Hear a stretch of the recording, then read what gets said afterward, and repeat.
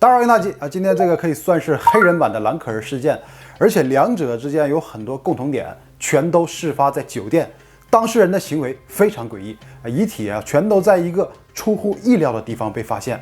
一个19岁的黑人女孩在参加了一场聚会之后，竟然离奇的死亡在了酒店的冷藏柜里。深入研究，你就会发现这个事情有很多疑点。美国黑人的群体看待这个事件，就和我们看待兰可儿事件的重视程度是一样的。那现在网飞 Netflix 已经制作了兰可儿事件的纪录片，那要比我们这些作者做的详细好多，大家不妨去看一下啊。但是现在不要走啊，先把我这个作品看完好吧。关于那天晚上到底发生了什么，他又是怎样自己走进了酒店的大冰柜里，这里有很多诡异的视频资料，到底是单纯的意外还是被人谋杀？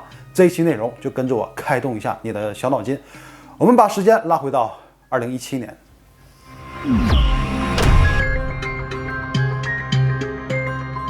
Kenneka Jenkins 19岁的黑人女孩住在芝加哥，阳光健康、乐观的心态总是会影响到身边的人。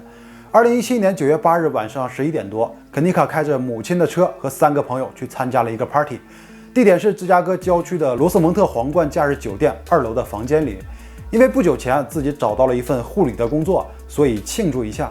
主要这一天也是朋友 Erin 的生日，他提前订好了房间，招待朋友们一起来庆祝。其实这个房间就是我们常说的标间，这地方很小，但是里面却有31人啊。尽管如此，这也没有妨碍他们的狂欢。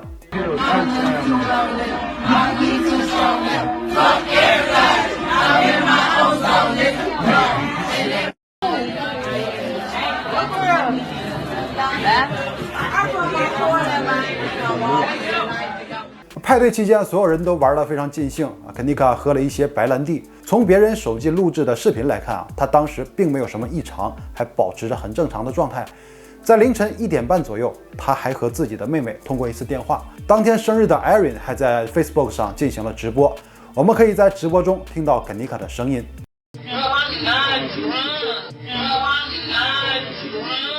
那很多人都是这样是吧？喝多了说自己没醉，但声音上很明显就是喝醉了嘛，说明这个 party 氛围还是很活跃的。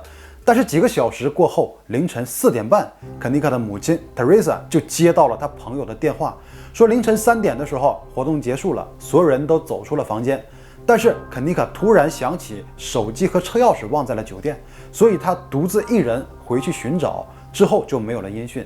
因为他已经是喝醉了，所以每个人都很担心，去酒店寻找了很长时间，但实际上他没有到过那个房间，人也失踪了。Teresa 果断动身前往皇冠假日酒店，在凌晨5点到达以后，直接找到了酒店的前台，提出要查看监控的时候，遭到了工作人员的拒绝。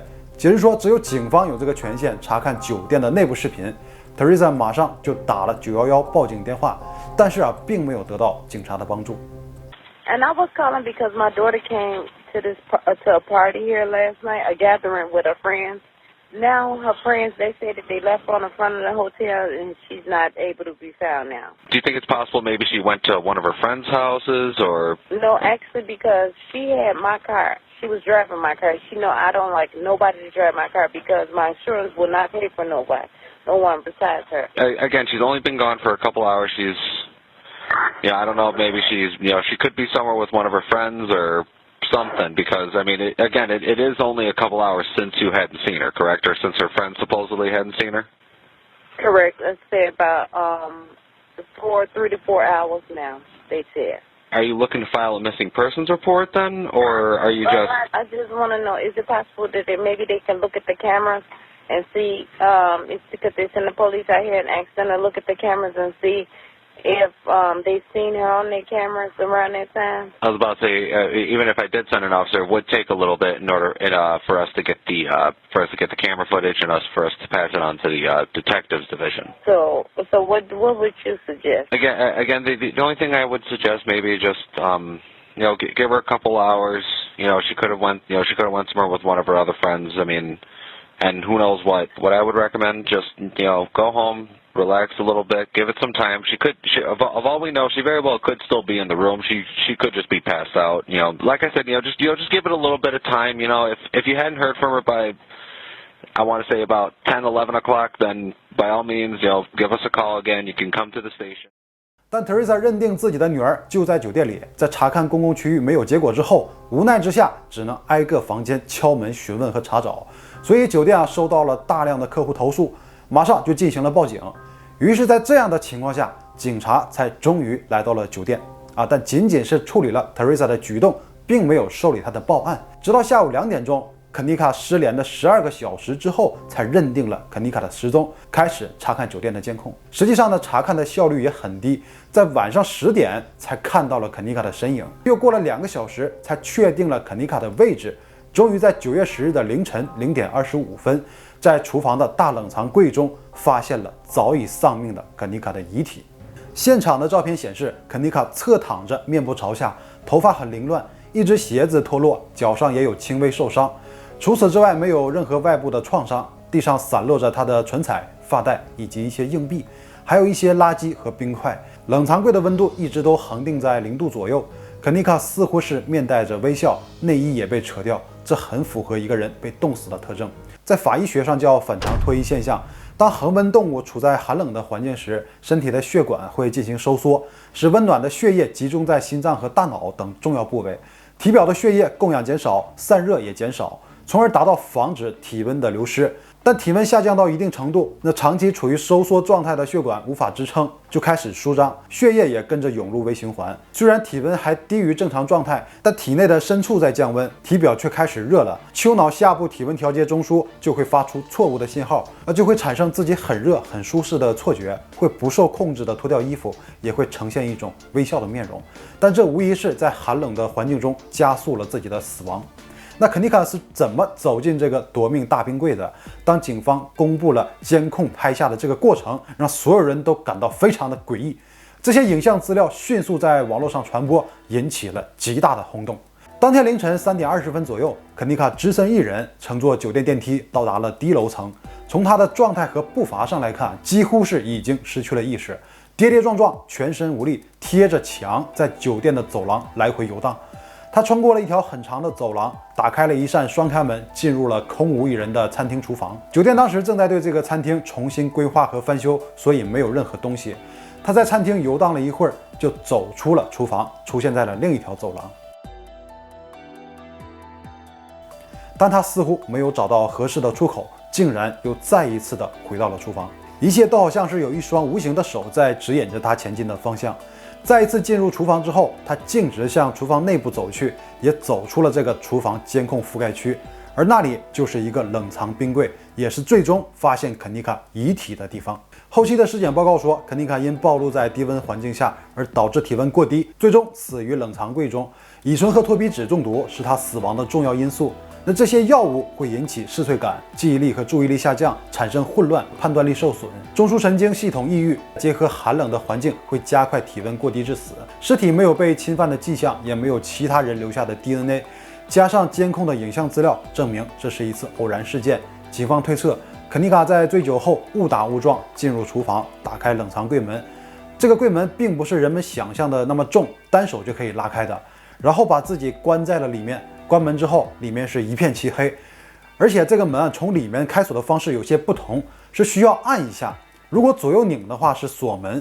黑暗中无法找到出口的肯尼卡在冰柜里面非常的恐慌，酒精的作用下让他无法冷静下来，跌倒的时候甩掉了鞋子，脚也被地上的木板戳伤，最终难以抵抗低温而失去了生命。但肯尼卡的母亲 Teresa 并不赞同这个结果，认为另有阴谋，女儿一定是被人害死的。首先，她再怎么喝醉也会知道自己进的不是电梯或者是房间，而且她体内发现的脱皮质还来路不明。这个脱皮质是一种治疗癫痫病的药物，和酒精在一起会加强酒精的作用，让人神志不清。那肯尼卡没有癫痫病那开 party 玩也从来没有嗑癫痫药的惯例所以这个问题就来了这个药是怎么进入他体内的？难道他平时就有嗑这种药的习惯吗？我们先看他的朋友是怎么说的。 She's not even that type to just get over sloppy drunk though, like loose like she that. was off drugs. She don't She don't even even do drugs. Do you know anything about that No, medication? she never. Kanika didn't even like to take pills. 但是从当天过生日的 Irene 的口中却得到了不同的答案。Was she like a turn-up queen? We all, that's what type of crowd we is. We love to have. Irene 说肯尼卡平时很玩得开，那到底该相信谁呢？那很多人在看了 Irene 的采访，感觉她好像不对劲，她态度很随意啊，和采访者没有目光接触，经常自言自语。要知道当天是她的生日 party 啊，朋友没了，她好像也不太关心。而且有一些很细心的人，在他当天的 Facebook 直播上，似乎发现了一些可怕的细节。他直播的背景音中，似乎有人说了一些关于谋杀的话题。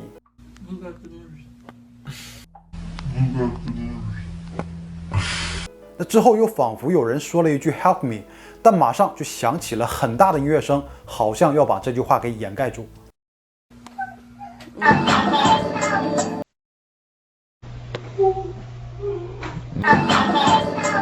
当时是凌晨，之前也说过啊，这是一个酒店的普通房间，就有没有必要把音乐声开得那么大啊？会很扰民呢。之前在 party 中，肯尼卡还是很清醒的，但是2个小时以后就变成了失去意识的状态，而且体内被查出含有脱皮质。那会不会是在这期间有人对他做了什么呢？那当天参加 party 的一个黑人男子在事后进行网络直播，在留言板上有人提问：是你们杀了那个女孩吗？他是这样回答的。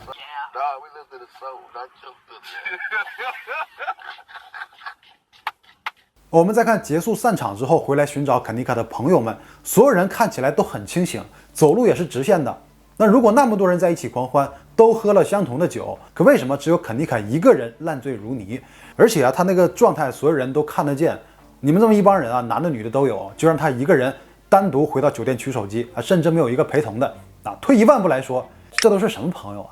所以这也让 Teresa 不信任这些年轻人啊。我插一句题外话，那比如说我们的这个日常生活，开完一个大 party 之后，那不管你是喝没喝醉，也不用管这个关系怎么样，都会说一句到家给我来个电话啊，啥意思？就是报个平安，对吧？啊，那有的就是喝醉到前进1步后退2步的那种选手，有必要的话把人送回家，也是作为朋友的责任嘛。那甚至在楼下还要贴心的说一句啊，进屋了给我来个电话，对吧？不能只在酒桌上做朋友啊，有的时候一个疏忽，失去的可不仅仅是友情啊，毕竟啊人是很脆弱的。啊，我们回归到主题啊，什么来着？那警方也对这帮朋友进行了调查，结果发现与他们无关。视频中的那些所谓关键字，要么是谐音，要么就是在开玩笑。那至于脱皮纸是从何而来的，始终没有答案啊。但是有个意外收获，那就是 Irene 用来预订房间的信用卡，竟然是他偷来的。那其实回来找他的这些朋友们，在酒店里也找了很久，甚至有几次已经离肯尼卡很近了。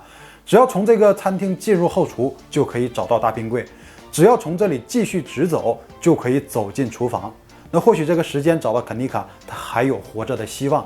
但是很遗憾，他们找了1个小时，没有任何收获。想调取监控也被拒绝了。还没完啊 ，Teresa 似乎在视频里看到了更可怕的东西，好像真的有人在指挥着肯尼卡的行进方向。他们认为一直有一个人在暗处躲避着摄像头，给意识模糊的肯尼卡引路，最终把他给带进了冰柜里。比如这个视角，肯尼卡在走廊尽头徘徊的时候，墙角的位置似乎有人用手拉了一下他的身体。那看到没有？看到没有？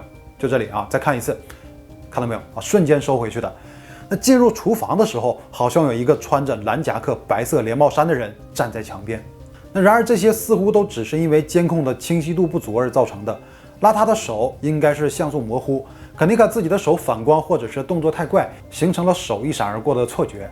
厨房里的那个应该只是垃圾而已。而且多个监控拍到的只有肯尼卡一个人，就算有人提前埋伏，也会被监控拍到。但是 Teresa 依然不认可，因为厨房其实是没有监控死角的。那有一个能正面拍到冰柜位置的监控器，可以看到肯尼卡进入的过程。但非常的巧啊，那一台监控已经坏了。酒店给出的解释是那台监控坏了很久，一直都没有维修而已。所以很多网民当然是以这个黑人群体为主的，都说有理由相信这个酒店应该是干着什么贩卖器官的勾当啊。再结合刚开始报警的时候拒不出警，拖延时间，酒店也不积极提供监控视频，那尽早挽救生命。所以这一定是酒店和警察之间有什么不可告人的秘密。2018年12月11日 ，Teresa 向事发酒店索赔5000万美元。主要针对酒店的失职。首先，他们的 party 非常吵闹，遭到了很多人的投诉。酒店应该第一时间停止这个聚会，但他们没有这么做。既然后厨正在翻修，那就应该锁住，不能让人随便进入。冰箱内门的贴纸完全褪色，无法指示被关者如何正确打开门锁。门锁设计的问题也存在安全隐患，事后消极应对，以至于将近1天才找到尸体，是让肯尼卡丧命的主要原因。但是酒店方面也极力为自己辩护。后来根据毒理学报告的结果显示实际上肯尼卡并不是第一次服用脱皮脂，因为在他体内检测到了不久前的药物残留。他是美国年轻人嗑药文化的受害者，而这只是醉酒之后的偶然事件，并且 Teresa 攻击的目标错了。最大的罪魁祸首应该是那个偷了信用卡举办 party 的人。很显然，这一次控诉没有成功，所以这个事件在网络上不断有阴谋论诞生。他们也在街头游行，向当局索要真相。但是警察对于这个事件早已经不再做任何回应了。事情也随着时间的推移不断在降温，但人们总是会想起肯尼卡生前的那一段诡异的视频。那么你认为这是一起单纯的意外，还是谋杀呢？那好了，以上就是本期的所有内容。看到最后，别忘了点赞和订阅大吉，我谢谢你了，拜拜。